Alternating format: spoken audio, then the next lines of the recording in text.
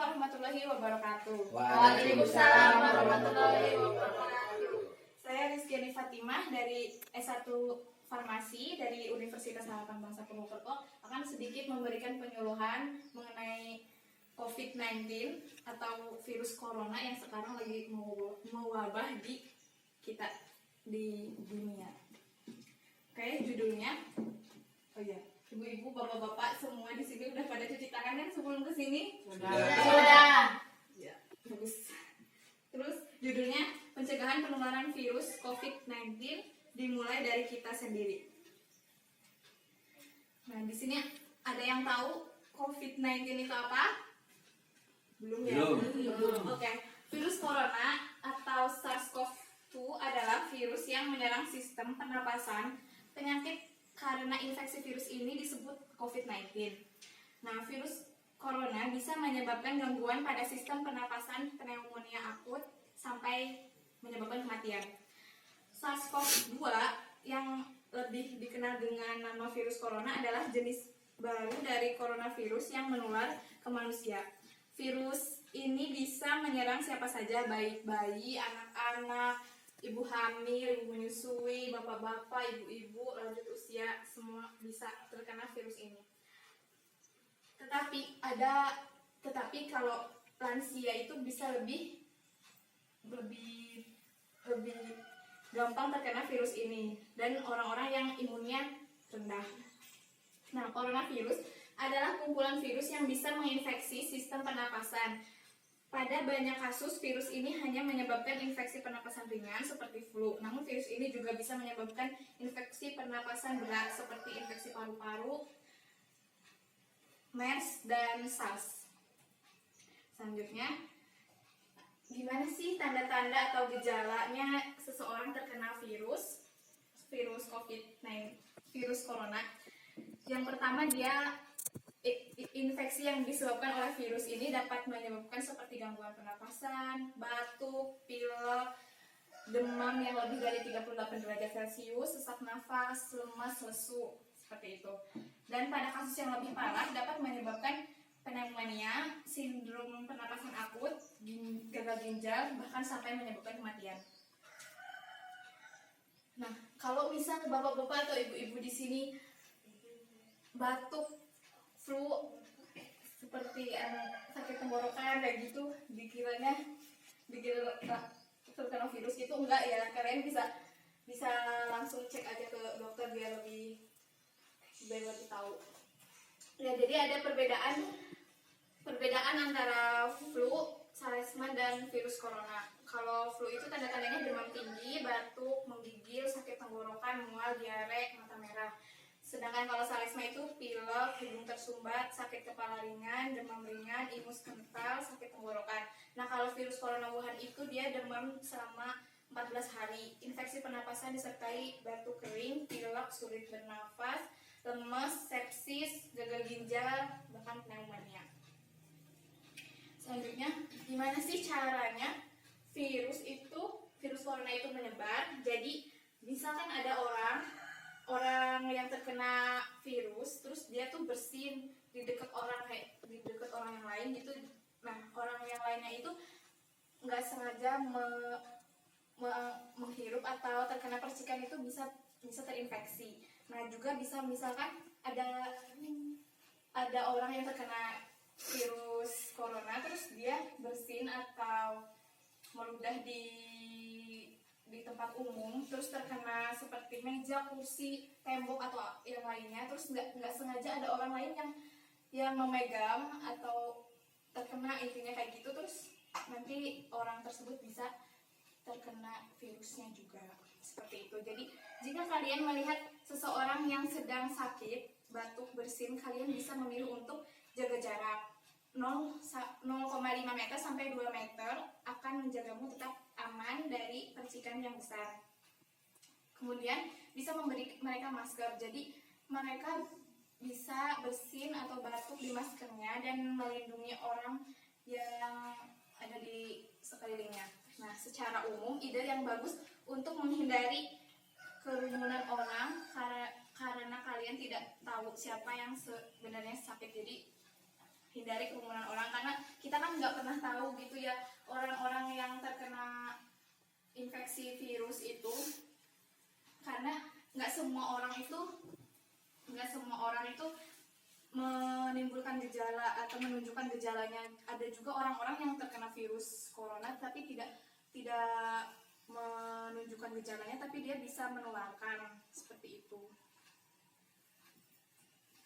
Nah, gimana sih pencegahan dan penanganan virus corona? Jadi pencegahannya itu bisa dimulai dari diri kita sendiri ya. Jadi kita hindari bepergian ke luar negeri atau ke tempat-tempat rame, ibu kota seperti itu. Nggak usah holiday, cukup di rumah aja. Terus gunakan juga masker saat beraktivitas di luar ruangan, terutama di tempat umum atau keramaian. Terus kemudian kita harus rutin mencuci tangan dengan air dan sabun atau hand sanitizer yang mengandung alkohol setelah beraktivitas dari luar. Jadi sebelum masuk rumah kita cuci tangan dulu. Ya, Bapak Ibu. Iya. Kemudian hindari kontak dengan hewan liar. Jadi kalau kita nggak sengaja gitu megang hewan liar, itu langsung harus cuci tangan seperti itu. Terus masak makanan atau daging sampai matang sebelum dikonsumsi. Jadi jangan makan makanan yang mentah ya, atau setengah matang, sampai masak aja gitu ya ibu-ibu. Terus kemudian tutup mulut dan hidung dengan tisu saat batuk, dan kemudian tisunya langsung dibuang, jangan disimpan di tas atau dibawa pulang lagi, dibuang aja. Kemudian jangan menyentuh mata, mulut atau hidung menggunakan tangan sebelum cuci tangan. Jadi cuci tangan dulu, pokoknya harus cuci tangan. Selanjutnya hindari berdekatan dengan seseorang yang sedang sakit. Bukannya kita tidak boleh menjenguk, tapi karena emang keadaannya seperti sekarang ini, jadi harus saling mengerti ya. Seperti itu. Kemudian social distancing. Ada yang tahu di sini social distancing itu apa? Belum. Tidak tahu ya. Nah, social distancing itu adalah istilah untuk kita agar menghindari hadir di pertemuan besar atau kerumunan orang, yang lebih tepatnya membatasi interaksi sosial. Jika terpaksa berada di kerumunan, maka kita bisa jaga jarak dengan orang lain minimal 1-2 meter. Kalau yang LDR ya udah biasa ya. Terus kenapa social distancing itu penting? Jadi karena social distancing dapat memperlambat penularan penyakit seperti COVID-19. Terus dengan menerapkan social distancing, diharapkan jumlah orang yang terinfeksi tidak melonjak dalam waktu yang sama, sehingga rumah sakit dapat melayani pasien dengan optimal dan sesuai dengan daya tampung yang ada. Nah, bagaimana sih caranya untuk melakukan social distancing? Yang pertama, bisa menghindari kerumunan. Yang kedua, menjaga jarak dengan orang lain 1-2 meter. Terus meminimalisir kontak fisik dengan orang lain seperti berjabat tangan. Jadi nggak usah berjabat tangan dulu ya. Terus juga bekerja, belajar, dan beribadah di rumah. Terus mengurangi pergi keluar kecuali sangat darurat. Ada yang mau ditanyakan sampai sini? Ya Mbak Lina. Bagaimana sih biar kita bisa betah di rumah? Oh, biar kita bisa betah di rumah. Gini ya, tinggal di rumah untuk social distancing itu kan bukan berarti berdiam diri dan tidak beraktivitas. Ada banyak aktivitas lain yang bisa dilakukan di rumah. Ya, jadi kita tuh bisa bersih-bersih, biar kita ada tipsnya ya, biar kita betah di rumah. Jadi kita tuh bisa bersih-bersih rumah biar kita betah di rumah loh, jadi nggak berantakan kayak gitu ya, untuk menjaga kebersihan juga. Terus kemudian kita untuk mengisi senggang waktu bisa seperti bermain dengan anak-anak, dengan saudara yang di rumah kayak gitu. Terus kita bisa kayak memasak, menonton TV, menonton film kayak gitu. Terus membaca buku, melukis, ya pokoknya mengisi mengisi kekosongan waktu dengan hal yang bermanfaat atau buat kita happy biar nggak bete aja gitu. Bisa skincarean, maskeran, bisa ya.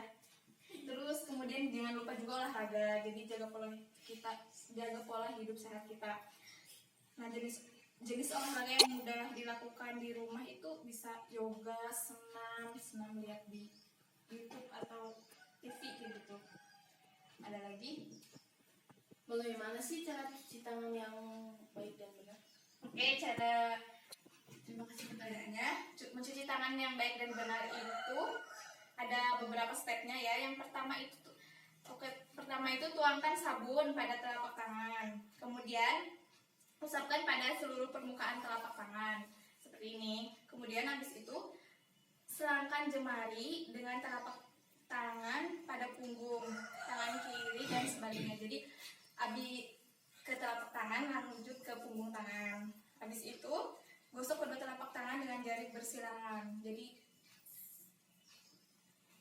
Gantian. ya, apa ini namanya? Sela-sela Sela-sela jari. Nah, habis itu gosok punggung jemari, tetap telapak tangan yang saling berlawanan dengan jemari saling mengunci seperti ini. Habis itu gosok ibu jari dengan telapak tangan yang berlawanan secara memutar. Kayak gini. Habis itu kuncupkan jemari dan gosok pada telapak tangan dan yang berlawanan dengan gerakan memutar seperti ini. Setelah itu bisa mengusap pergelangan tangan dan bilas dengan sabun. Ada lagi? Ada. Kenapa sih harus sampai diputar-putar segala gitu? Ya, jadi sebenarnya kalau sampai diputar-putar segala kayak gini bukan lebay ataupun apa gitu, tapi ada fungsinya ya. Jadi untuk bisa memahaminya bisa lihat video ini. Kenapa kita harus seperti ini, memutar jari, memutar jempol kayak gitu. Seperti ini, bisa dilihat. Kelihatan kan? Ya. Kelihatan. Tuh, ibarat itu yang hitam-hitamnya itu ibarat Sabun. sabunnya. Nah, kenapa sih tuh harus ini?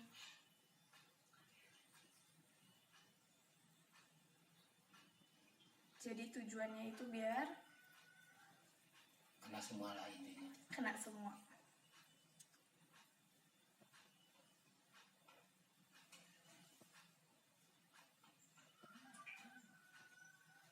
Ya.